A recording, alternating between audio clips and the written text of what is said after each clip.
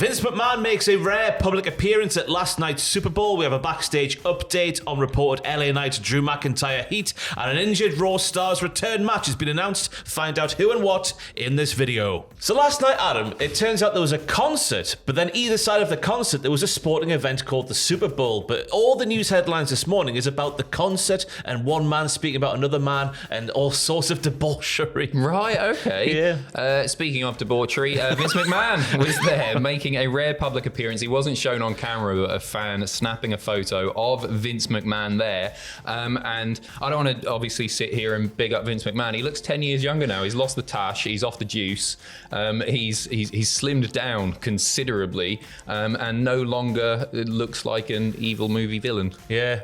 Don't know who he was there with. He's just a picture of him sort of by himself in the crowd. Who he could have been with might have been his son, but I doubt it because he doesn't seem to like his son that much. No. And I assume his son doesn't like him either. The Undertaker was also apparently there, as were the Bellas, and as was Shane Strickland and Mercedes Moné from the AEW side of the tracks. But yeah, Vince McMahon's seen out in the public. Very, very rare for him to be doing it. It's such a massive event where he knows he's going to be photographed and everything. With the ongoing federal investigation as well, it was quite a surprise to see this pop up on our timeline this morning. Tony Khan also there. Loads and loads of people there. Obviously, it's quite a big event, as you say. Massive concert. Yeah, pretty big concert, yeah, with a little sporting action even side of that. Anyway, we have a backstage update on the reported heat between LA Knight and Drew McIntyre coming out of last weekend's Royal Rumble. They were together on SmackDown, weren't they, Adam? They were. Shocking scenes. Goodness me. I'm so glad they did it. Because it was talk of the town. Coming out of the Rumble, obviously everybody's talking about Charlotte and Jay winning and everything, but the actual massive talking point was Drew reportedly storming out of there being peed off with LA Knight. Yeah, and the reports on the interwebs certainly are saying that was still a legitimate sort of outrage from Drew McIntyre following his elimination from the match, where maybe LA Knight got in the way of stuff and not making it as big a moment as it might have been. But Fightful Select have provided an update with their sources admitting that the story leaking wasn't ideal as the quotation, but there was no concern about Knight and McIntyre working together, with most seeing the leak as an opportunity to play off real life frustrations.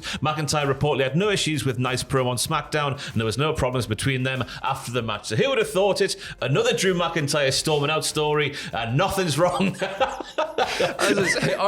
I'm glad that they did this immediately, because there's other stuff that Drew could be doing on SmackDown, but just because so many people were talking about this incident, I'm really, really glad that they did something with it, and it made for, I think, really compelling TV. And I think LA Knight's promo was great as well. I don't know how far they're going to go with this, how long this is going to last, but the fact that they've done something with it on TV, there's no point ignoring it, is there? Because that would just keep people talking. This feels like now this is the end of it. It's done. Especially in this new era where Triple H opened the first Raw back on the 6th of January by going, yes, we're basically not real, but the stuff that happens behind the camera basically bleeds over to the best stories. He says that in that wonderful montage he did at the start of the show, and this is a classic example of that. You assume with Damian Priest being a big time player on SmackDown as well, with Drew McIntyre now who got transferred on Raw officially, that's still going to be the plan for WrestleMania. You'd think so. I think they've got some work to do there, because it's going to be a non-title match, one would assume, and they need to build a really compelling story. It's not necessarily what I saw either Drew McIntyre or Damian Priest doing. It feels a little bit thrown together, so I think they've got work to do on TV to make that story work. The starting points happened with the title stuff at last year's WrestleMania, but that was a very long time ago, and it hasn't really been referenced since by either man together, if that makes sense. No, and the beef was more with CM Punk for allowing that to happen, wasn't it? Like, Damian Priest, he was just doing his job. Obviously, they've got stuff to work with there, but really the story was more about Punk and Drew rather than Drew and Priest. Yeah. But there's a starting point there, isn't there? But I think they've got quite a difficult job, but they've got time to tell that story. Yeah, they have definitely got time. Couple of months there. Trish Stratus made a return at the Rumble, of course, and we have an update on her future plans, which have been revealed. At the Rumble, she ended number 25, lasted 13 minutes. It didn't seem that long while watching it back. No, it didn't. Shocking scenes. Not bad going. She was one of the many women thrown out of there by Nia Jax, of course. Breaking record, she is Nia Jax. But Fightful Select are saying that Trish Stratus is expected to be involved with the company in some way heading into the Elimination Chamber event, which, by the way, is in her hometown of Toronto. So who would have thought it? The company is also producing new merchandise for the 25-year anniversary of her debut. I'm all for it. Like, any time that Trish comes back, sometimes when the old-timers come back, it's like, oh, okay, here we go again. They're going to be here for a little bit. We're going to get an all-right match out of it. I just think back to the cage match and how how fantastic. I think it was like perhaps Trish's best match ever. I thought it was amazing. At that point in her career, she'd been gone for ages. She comes back and then she puts on an absolute classic. So I'm up for her doing something there. I don't know if that means her hosting the Elimination Chamber event. Maybe she'll be in the Chamber match. Who knows, eh? But one thing that is consistent with Trish when she does make these returns is the fact she's always willing to help the people who are there every single week and not just being one of those old-timers who comes back and just says, I'm going to win no matter who I'm facing. Yeah, for sure. She's very, very giving. And she doesn't age at all. She just gets better and better. Yeah. Fine wine. There was an interesting little promo on SmackDown. I can't remember when it was. It was within the last year where Tiffany Stratton's cut a promo about Tiffy time. Trish comes in and those two have a little back and forth. Maybe that could be referenced and that could be a little thing before WrestleMania. We assume that Tiffany Stratton and Charlotte Flair are still the plan for WrestleMania, but there's a little bit of time to go before then. You'd think so. I wonder if this means that she's going to be doing stuff leading up to and including the Elimination Chamber, or does this stretch all the way to WrestleMania? I think it would probably, if it's in Toronto, it might just end at the Chamber. Yeah. Doing something. A title defense for Tiffany Stratton in Toronto. I've seen her in the EC, with the Hammerstein Ballroom. I want to see them do something big with the women's tag team titles. And obviously, Nikki Bella teased a Bella's reunion very recently as well. And I was like, oh, that's a really good match. Like, a match that'll draw in casual fans if they put them in a women's tag team title match. The Bellas against the tag champions, assuming that Jade Cargill isn't back by WrestleMania. But if that's still the case, if Jade Cargill isn't back, Trish and somebody, Lita, I don't know. Yeah, why not?